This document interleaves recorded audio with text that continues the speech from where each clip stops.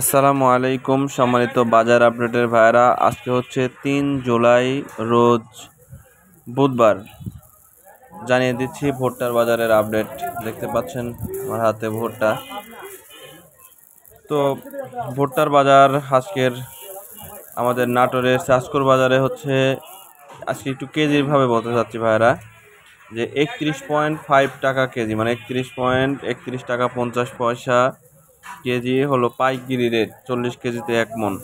সাথে সাথে সারা বাংলাদেশে কোথায় কোথায় কত করে যাচ্ছে আপনাদেরকে জানিয়ে দিতে চাচ্ছি। সম্মানিত ভাইরা, একটি বিষয় বলে রাখি, আপনারা জানেন যে আমাদের তুলনায় কিন্তু এই লালমনিরহাটে ওইদিকে ওই অঞ্চলের কিন্তু আপনার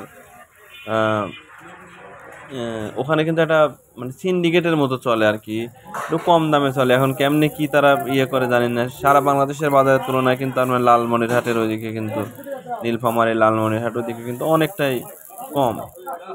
দেখবেন যে আমাদের এখানে ধরেন 1260 টাকা করে যাচ্ছে, ওখানে আবার দেখবেন যে 1150 টাকা করে যাচ্ছে। তো সবসময় এরকমই হয়ে থাকে সচরাচর।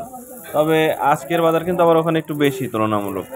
আপনার আজকের বাজার হচ্ছে 1250 টাকা মন, বা 1180 থেকে 1250 টাকা মন।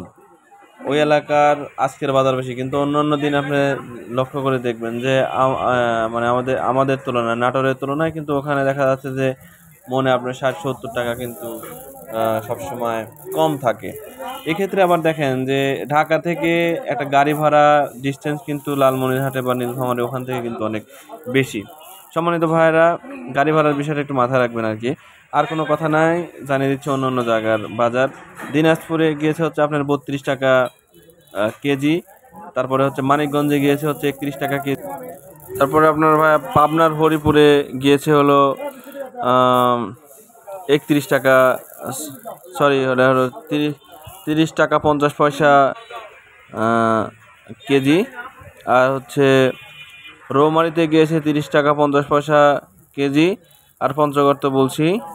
তো সম্মানিত ভাইরা, এই ছিল হলো সারা বাংলাদেশের ভুট্টার বাজারের আপডেট।